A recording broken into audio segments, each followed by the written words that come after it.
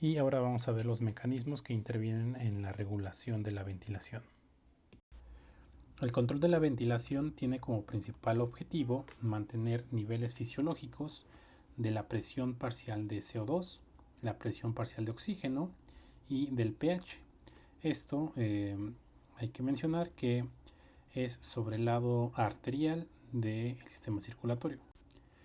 Y los componentes de nuestro sistema de regulación de la respiración o de la ventilación son estos. De manera inicial tenemos el centro respiratorio y este centro respiratorio va a estar ubicado en el bulbo raquídeo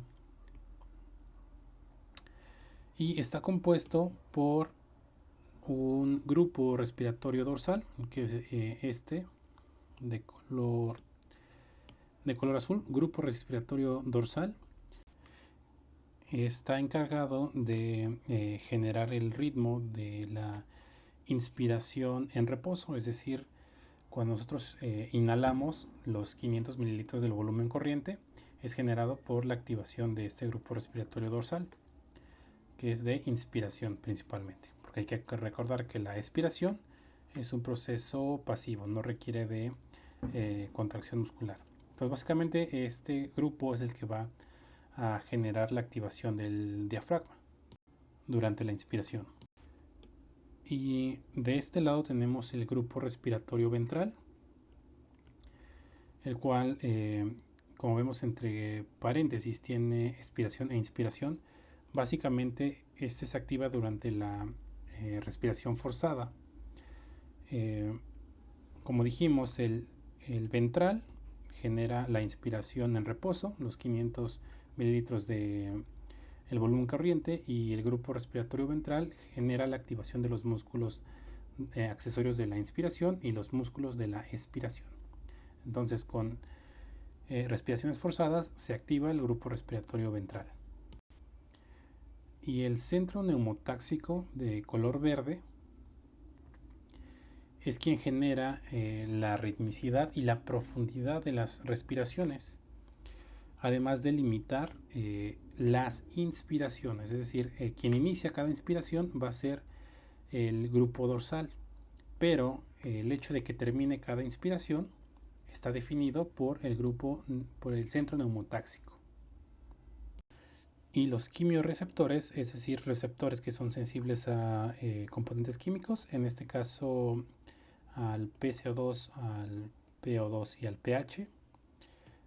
Los centrales, que se encuentran en la porción inferior del bulbo raquídeo, es decir, cerca del centro respiratorio.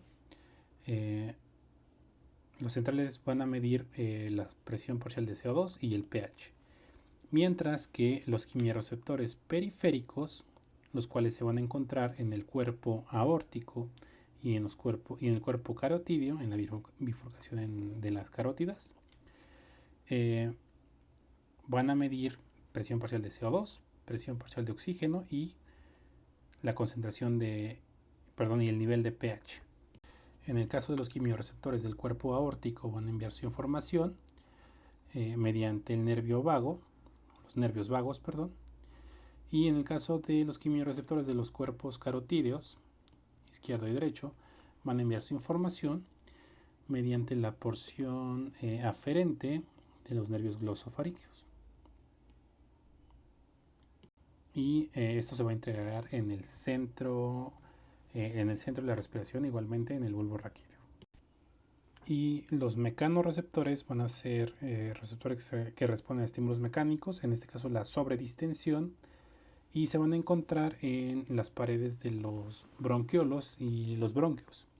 Entonces, cuando hay una sobreinsuflación, entonces los pulmones se van a distender más allá de lo normal, y esto va a desencadenar la activación de estos mecanorreceptores, que van a viajar mediante los nervios vagos hacia el centro de la respiración y van a activar el centro neumotáxico, que, como ya vimos anteriormente, este centro neumotáxico va a inhibir la inspiración. Entonces los mecanorreceptores solo se activan con una sobredistensión. Y este sistema reflejo se conoce como reflejo de Herring-Brewer. Como ya vimos en la diapositiva pasada, uno de los principales objetivos del control de la ventilación es mantener parámetros en sangre adecuados de la presión parcial de dióxido de carbono, la presión parcial de oxígeno y niveles adecuados de pH. Y esto siempre recordando que es en el lado arterial. Y de esto se van a encargar los quimiorreceptores, que son los que van a censar estos niveles en la sangre. Ya vimos dónde se ubican. Los quimiorreceptores centrales que se encuentran en el bulbo raquídeo van a censar los niveles de pH y de CO2. Hay que recordar que las concentraciones normales de CO2 o la PCO2 es de 40 milímetros de mercurio en la sangre arterial, sangre que irriga a estas porciones del bulbo raquídeo.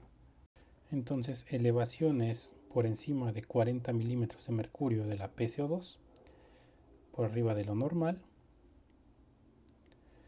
me va a generar esta activación de los quimiorreceptores, lo cual va a ser de manera indirecta mediante los hidrogeniones.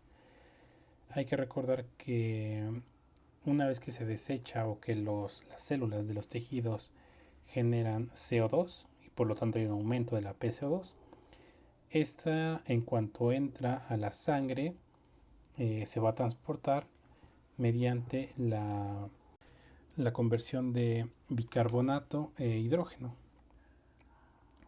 que tenemos de este lado. Entonces, esta generación de bicarbonato y de hidrógeno, si hay un aumento de CO2, por lo tanto va a haber un aumento de esta conversión, tanto de bicarbonato como de hidrógeno. Y el hidrógeno que se va a liberar en sangre en mayor proporción es lo que va a activar de forma directa estos quimiorreceptores. Es decir, no es directamente el CO2 lo que lo activa, pero este aumento de hidrogeniones viene generado por un aumento de la CO2. Y esto me generaría una estimulación de los centros respiratorios para aumentar la ventilación y por lo tanto que haya mayor entrada de oxígeno y mayor salida de CO2. También hay que destacar que los quimiorreceptores centrales son casi exclusivamente sensibles al PCO2 y a los hidrogeniones y son muy poco sensibles al PO2, a la presión parcial de oxígeno. Y en el caso de los quimiorreceptores periféricos, que ya sabemos que se encuentran en los cuerpos carotídeos y en los cuerpos aórticos y que igualmente van a llegar al centro respiratorio del esquema anterior, estos igualmente van a censar estos parámetros. Pero a diferencia de los quimiorreceptores centrales, que como habíamos dicho eran especialmente sensibles a la PCO2 y al pH, en este caso los periféricos van a ser especialmente sensibles a la presión parcial de oxígeno, que igualmente el principal objetivo es que se mantenga dentro de los parámetros fisiológicos, lo más cercano a 95 milímetros de mercurio. Por lo tanto, una disminución de la PCO2, por lo tanto esto nos hablaría de una hipoxia, una hipoxemia. Esto sería registrado por los cuerpos carotídeos y, el cuerpo aórtico hasta llegar a al centro respiratorio para aumentar la frecuencia respiratoria y que haya más ventilación, por lo tanto mayor concentración de oxígeno en sangre, que es la alteración inicial que había producido este sistema de retroalimentación. Y estos quimiorreceptores periféricos son sensibles en menor medida a la presión parcial de CO2 y los niveles de pH, pero principalmente es sensible a la presión parcial de oxígeno. Entonces, en conclusión, una alteración tan franca como un aumento de la PCO2, una disminución de la PO2 y un aumento en el pH me generaría la estimulación del centro respiratorio y por lo tanto aumentaría la ventilación, como aumentando la frecuencia cardíaca y la profundidad de las ventilaciones. Una forma de analizar esto es que este aumento de PSO2, ¿por qué se aumentaría el CO2 en la sangre arterial? Pues porque se está quedando almacenando. Entonces una forma de eliminar el CO2 almacenado en la sangre arterial es mediante la exhalación en cada respiración, es decir, un aumento de la ventilación. Ahora con el oxígeno. Si yo tengo un oxígeno bajo, una presión parcial de oxígeno bajo en la sangre arterial, ¿por qué está pasando esto? O sea, ¿por qué tengo poco oxígeno en sangre? Pues porque no está entrando oxígeno de forma adecuada durante las respiraciones. Entonces, ¿cómo compenso este déficit de oxígeno en sangre arterial? Pues obviamente aumentando la respiración, es la inhalación, ¿no? La inhalación en cada respiración.